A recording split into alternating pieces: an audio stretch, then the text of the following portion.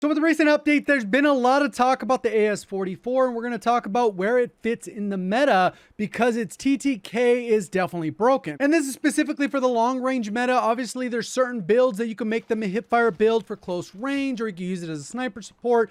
This is primarily geared to go head-to-head against the NZ41, which is still probably one of the most dominant guns in Warzone, even after the nerfs they made to the weapon. And there's multiple things to consider when you're talking about long range meta. Most notably is the TTK. This actually kills faster than the NZ41. The other things you got to consider are like bullet velocity. If it has a terrible bullet velocity, it can be hard to hit shots. This actually has a faster bullet velocity than the NZ, regardless of build, at right around 10% faster bullet velocity. Then that go ahead and bring us to the recoil, which I think we're going to go ahead and talk a little bit further and kind of explain the difference between the visual recoil, the initial recoil, the long sustained recoil at the damage ranges you're going to go ahead and take on gunfights, because those are all factors to consider whether or not this gun could be a little bit more geared towards Fortune's Keep, Rebirth Island, or if this is a Caldera main type of weapon. And the last thing to consider is typically going to be the damage per mag. And this becomes incredibly important the larger the mode you play in. In solos, you can get away with probably like 10 times more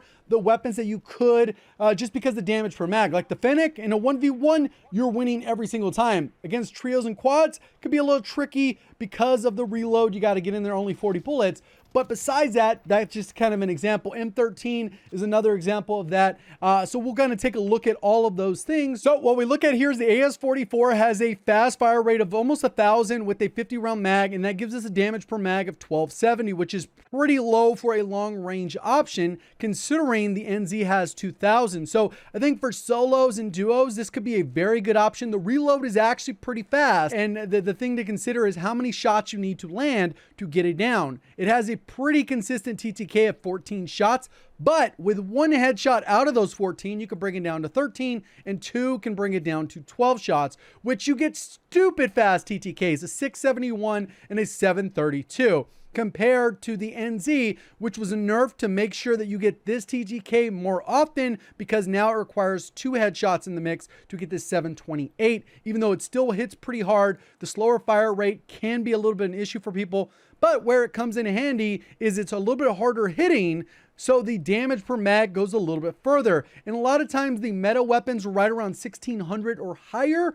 in this number, so 2,000 is very generous for duos, trios, and quads, versus 1270. It could be a little sketch outside of duos unless you're a skilled player, can get behind cover, reload, but just getting down thirst, it's a little bit harder with the AS44 for that reason. Also, I saw on sim.gg that disabling actually added bullet velocity, and it ended up doing that in my manual testing. This is bullet velocity, so it's not going to match what you see on their site because they cover muzzle velocity. And you can kind of see a quick example of what I'm doing when we do that particular portion, where we kind of look at the actual fire, and then we see how long it takes to hit a specific object at a fixed distance. In this particular example, 310 meters, I'm able to hit the object, count the number of frames, and that gives us the speed based off distance travel. So there's generally three different parts to recoil that you want to look at. One is the visual recoil. How is it looking on your screen? And this will change based off your FOV and the specific optic you use. So this can change a little bit.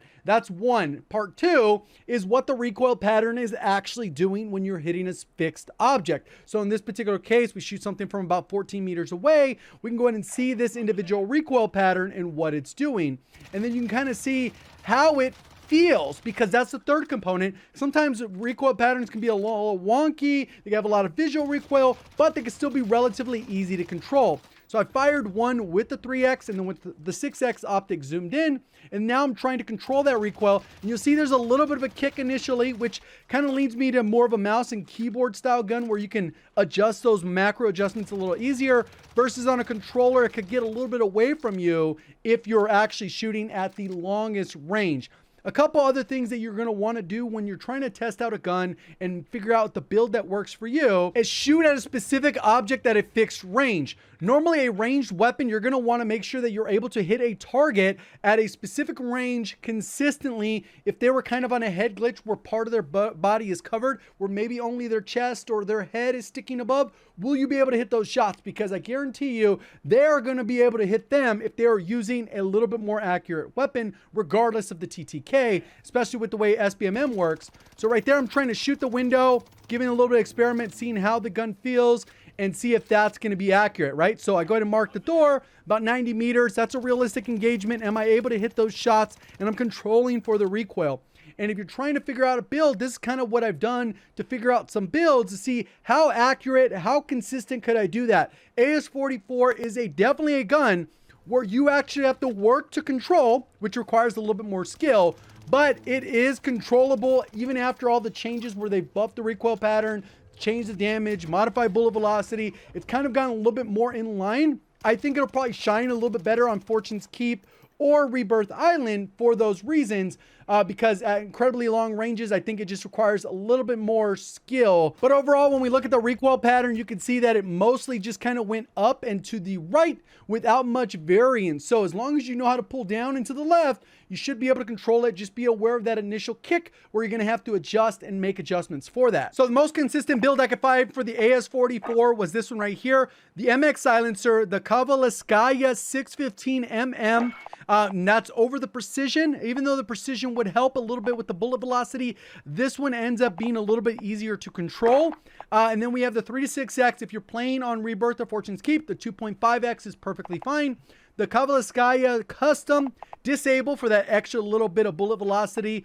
We get fully loaded, or you can use on hand for better aim down sight. If you've already looted, maybe you have 2 builds ready to go. So in case you haven't gotten ammo, you can go with fully loaded.